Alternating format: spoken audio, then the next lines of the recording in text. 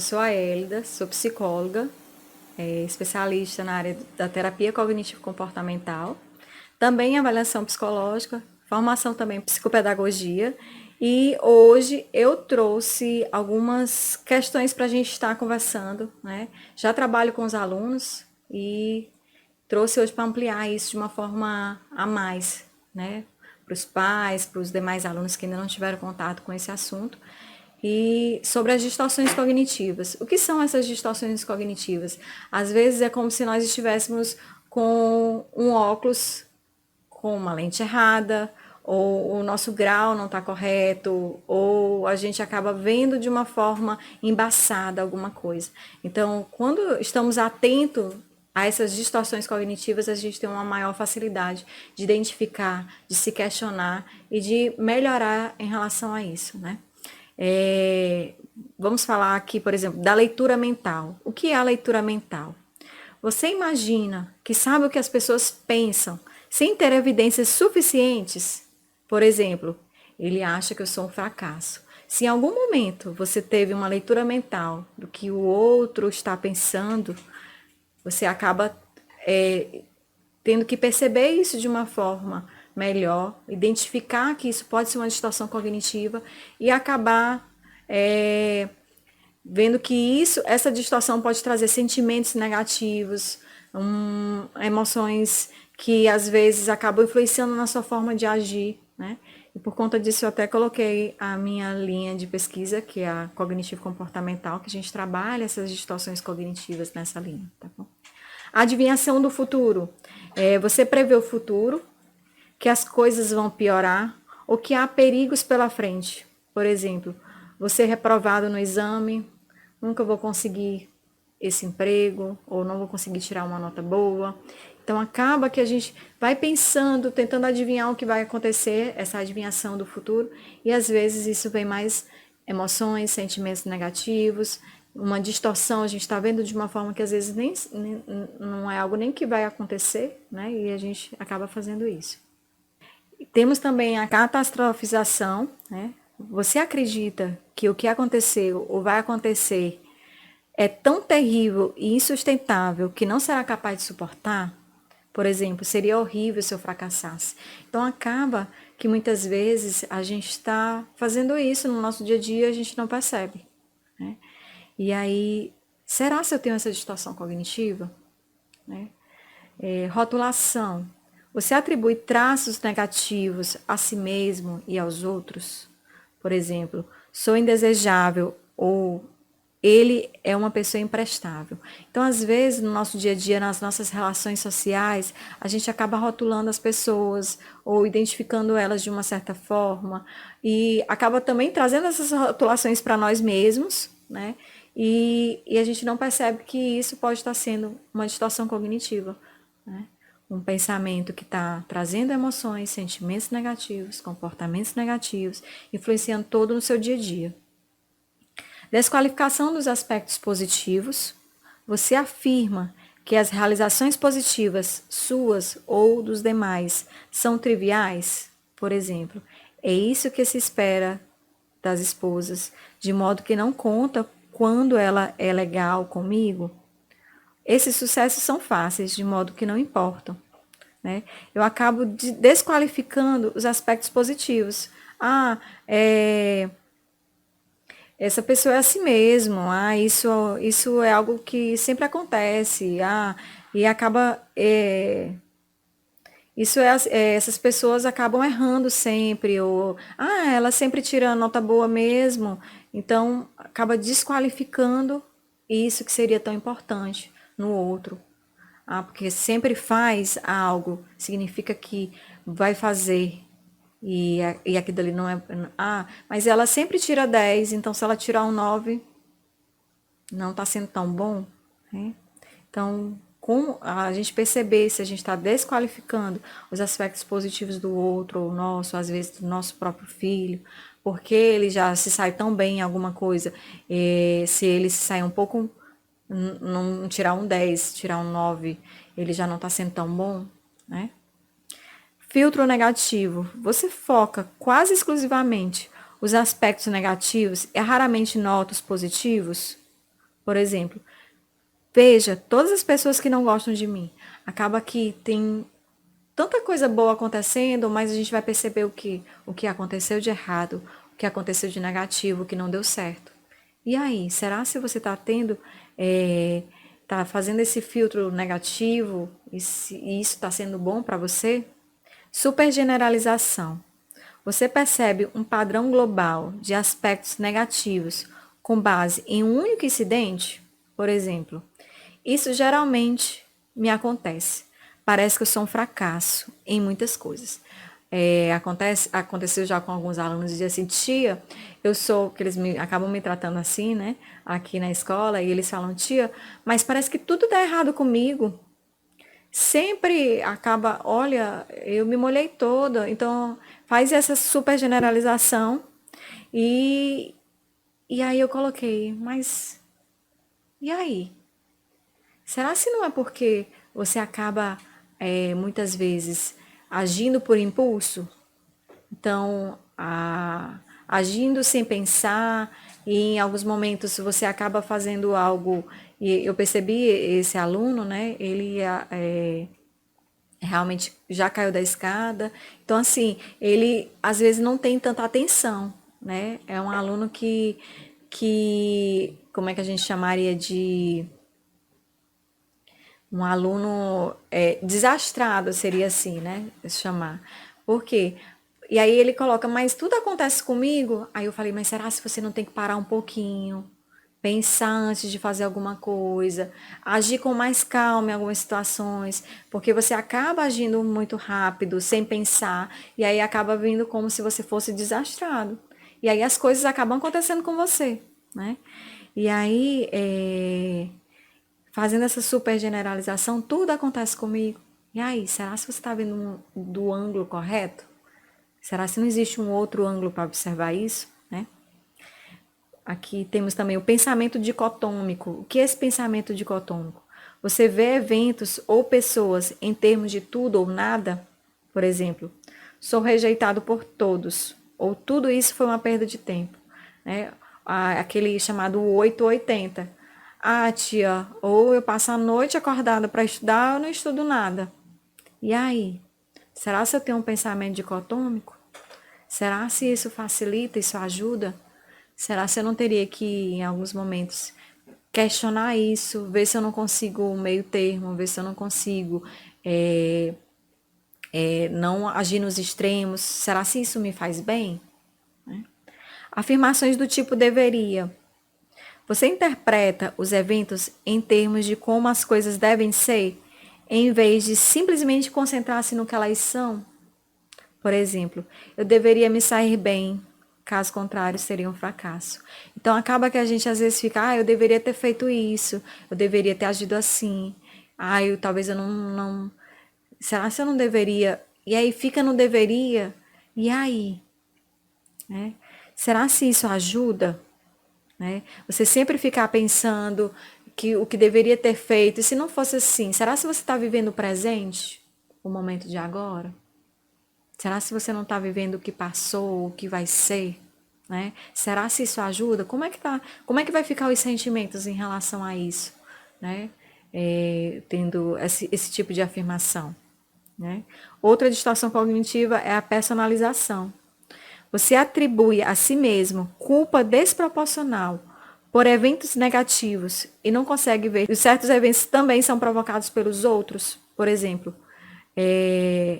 minha vida terminou porque meus relacionamentos terminaram porque eu falhei, né? Será? Será se você não acaba vendo, acaba colocando a culpa em você, né? E aí, será se a forma de você se culpar, né? Se colocar essa questão dos eventos negativos só para você, isso você não tem que questionar? Será se existe culpa realmente de alguém? Será se essa culpa é sua, né? E aí? Como é que você vai se sentir? Então, às vezes, a gente tem que ter um olhar, voltar para esse questionamento, fazer essas perguntas, questionar os seus pensamentos o tempo todo, para ver se você não está tendo uma dessas distorções cognitivas que eu falei anteriormente, e assim também como a personalização. Atribuição de culpa, né? Como eu já estava falando, só que aqui no caso é você se concentrar na outra pessoa como fonte de sentimentos negativos e de recusa, em vez de assumir a responsabilidade da mudança. Por exemplo, estou me sentindo assim agora por culpa dela. Ou meus pais são a causa de todos os meus problemas, né? Então, além de fazer essa atribuição de culpa, procurar a culpa. E aí, será se existe culpa realmente de alguém? Ah, a culpa é da escola, a culpa é do professor, a culpa é do aluno. Será que não é mais fácil a gente voltar e se olhar para nós mesmos, né?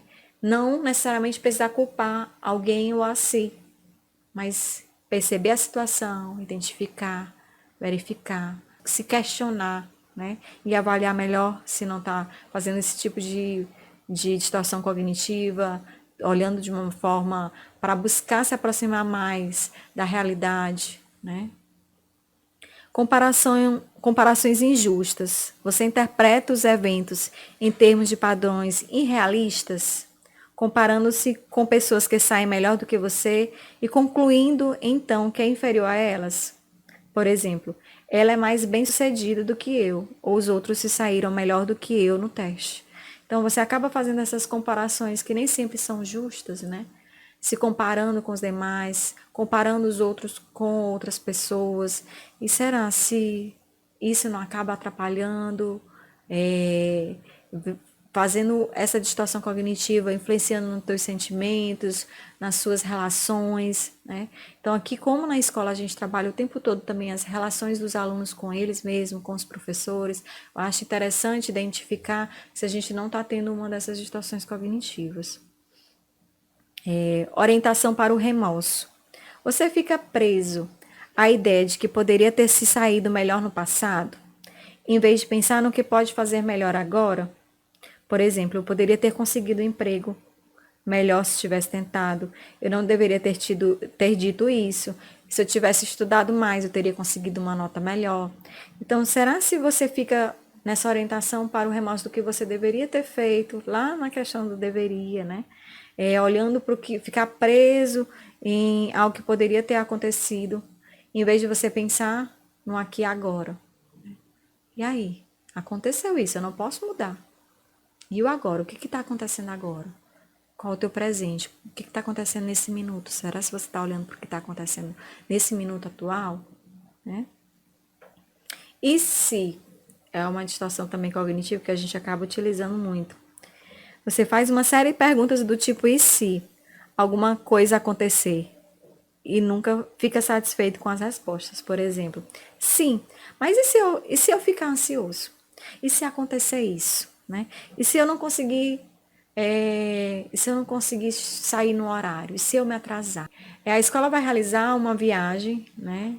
E os alunos, eles já estão nessa preocupação.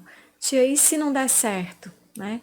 E se, e se for ruim? E se eu brigar? E se acontecer alguma coisa? Aí eu coloco para eles, será se vocês pensarem assim, vai mudar alguma coisa?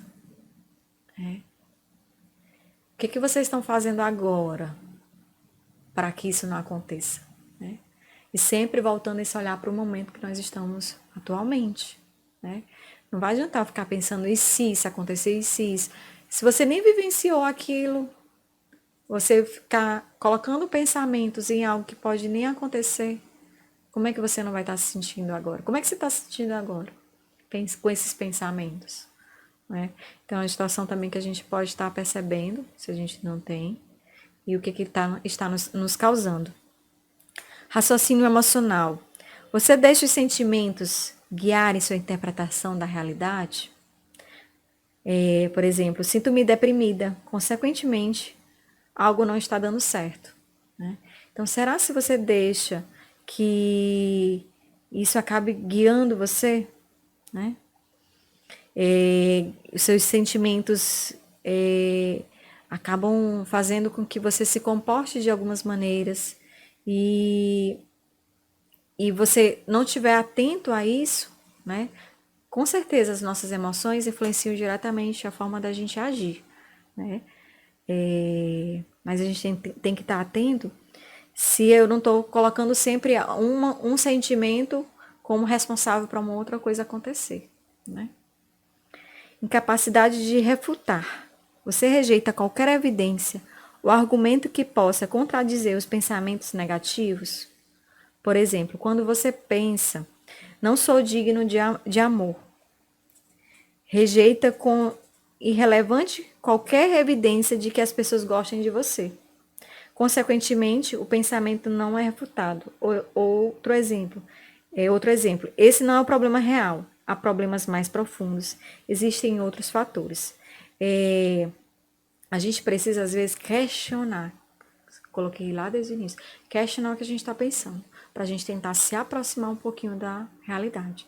Se eu generalizo, né, que é uma das distorções cognitivas, ou se eu coloco não sou digna de amor, né, eu rejeito como irrelevante qualquer evidência de que as pessoas gostam de mim. Eu acabo que eu começo a ter uma distorção cognitiva de que aquilo dali não é possível. Né? Se eu não sou digna de ser amada, então qualquer demonstração de carinho, de afeto, eu não vou estar identificando, não vou estar percebendo. Foco no julgamento. Você avalia a si próprio ou os outros e os eventos em termos de preto e branco? Bom, mal, superior, inferior, em vez de simplesmente descrever, aceitar ou compreender. Está continuamente se avaliando os outros, seguindo padrões arbitrários e concluindo que você e os outros deixam a desejar? Você se concentra nos julgamentos dos outros e de si mesmo, por exemplo, não tive um bom desempenho na faculdade, ou se eu for aprender tênis, vou me sair mal. Ou veja como ela faz sucesso e eu não consigo. Então acaba focando nesse julgamento do outro, onde todas as situações cognitivas acabam uma unindo-se às outras. Se você for pensar no foco no julgamento, você acaba vendo que você acaba indo para o tudo ou nada, né? Essa questão de vendo o preto e branco, o bom e o mal, fazendo esse julgamento de que ele é ruim, ou ele é bom, não dando a possibilidade de que o outro, em alguns momentos, não se saia bem, em alguns momentos se saia melhor, em alguns momentos não esteja bem. Né? Não é que ele é superior ou que o outro é inferior, né? Mas naquele momento, naquela situação específica, isso está acontecendo dessa forma. Né? Então, quando a gente acaba focando no julgamento, acaba sendo uma distorção cognitiva que pode estar influenciando todas as relações, as formas de sentir, né? A forma de ver o outro, a forma que às vezes a gente não dá oportunidade que o outro também perceba algo diferente, né? E aí influencia muito na questão de como a gente se sente, como a gente acaba. Se em alguns momentos eu tenho uma distorção cognitiva dessa, muitas vezes eu deixo de fazer alguma coisa, eu deixo de falar com alguém, eu deixo de viver um momento, né? Acabo, não, me isolando, né? Voltando só para si. E aí? Será que eu não preciso estar atento ao que eu estou sentindo, o que eu estou vendo de uma forma que pode ser errada, né? Então, precisamos o tempo todo estar identificando, questionando, né? E buscando nossos sentimentos. Eu também, algo que eu estou trabalhando muito com os alunos é em relação a eles se colocarem para o outro o que está sentindo, né? Eu acho muito importante porque às vezes o outro acha que o amigo não está bem, mas por quê? E aí, quando a gente está assim, se a gente colocar, olha, hoje eu não estou me sentindo muito bem, hoje eu estou um pouco triste, ou eu fiquei chateada com essa situação, eu não gostei. Então, quando a gente se coloca, fica mais fácil para o outro identificar realmente o que a gente está sentindo, o que a gente está vivendo. E não fica no que o outro, eu acho, né? Eu acho que a pessoa não está bem, eu acho que isso está acontecendo. Eu acho que ele não gostou da brincadeira, né? Mas e aí? Será se você está se colocando o que você está sentindo? Né? Então, é muito importante a gente estar falando dos nossos sentimentos para que os outros identifiquem, para que a gente possa estar trabalhando também esses sentimentos. É uma forma da gente se relacionar melhor no nosso dia a dia. Agradeço a atenção de todos. Espero ter mais momentos como esse para a gente estar conversando, para a gente estar discutindo alguma coisa. Se tiverem dúvidas, alguns questionamentos também, estou à disposição. E vamos ter outros momentos para conversar um pouco mais sobre diversos outros assuntos futuramente. Obrigada.